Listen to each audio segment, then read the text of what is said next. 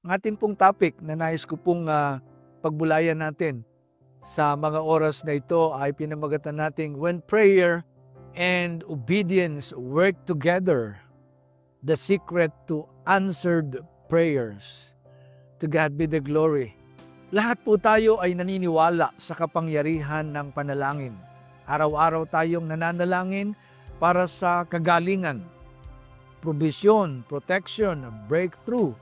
Pero aminin natin, may mga panalangin na parang hindi pinapansin ng Diyos. Ang tagal mo nang humihingi, ang tagal mo nang lumuluha, pero parang walang sagot. At minsan, nagtatanong tayo, Lord, naririnig mo pa ba ako? Bakit hindi pa rin dumarating ang hinihintay kong kasagutan? Pero mga kaibigan, mga kapatid, maybe the issue is not that God didn't hear.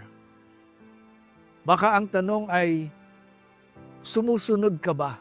Are you obeying what God has already said while you're still waiting for what you're asking for? Kaya dito po maliwanag sa ating binasa sa 1 John chapter 5 verses 14 to 15 tells us, we are confident that He hears us whenever we ask for anything that pleases Him. Ibig sabihin, may kondisyon ang panalangin na sinasagot. Dapat ayon ito sa kalooban niya. At paano natin malalaman ang kalooban ng Diyos? Sa pamamagitan ng pagsunod.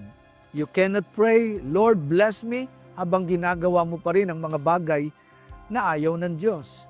You cannot say, Lord use me, pero ayaw mo namang sumunod sa Kanyang utos.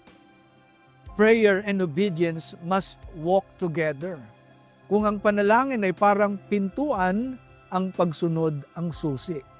At maraming mga ika nga po, nagsasabing mananampalataya, nagpipray araw-araw, pero hindi nila nadadala ang susi. Kaya hindi rin sila makapasok sa kasagutan.